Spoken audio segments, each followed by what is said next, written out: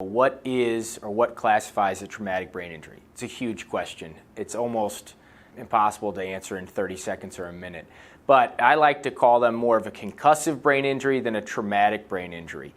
A lot of people get confused over mild traumatic brain injury, the MTBI that you hear pretty frequently, versus a severe traumatic brain injury. The main thing about all of those is they do involve some injury to the brain. Some of them you can't see on an MRI, some of them you can see on an MRI or a CT scan. The vast majority of brain injuries that we handle, you cannot see on a basic MRI. You can't see it on a CT scan.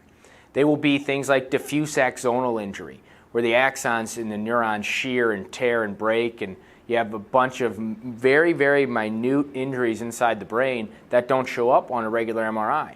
And therefore, it's going to be very hard to diagnose for your regular clinician, doctor, whatever, and it requires advanced testing.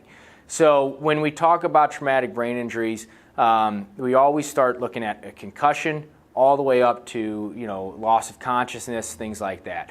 And a concussion is a traumatic brain injury, without a doubt. You'll have every doctor tell you that is a traumatic brain injury. So whether you lost consciousness or not in a crash or a fall, you may very well have experienced or suffered a form of a traumatic brain injury that needs to be addressed and also needs to be part of your case.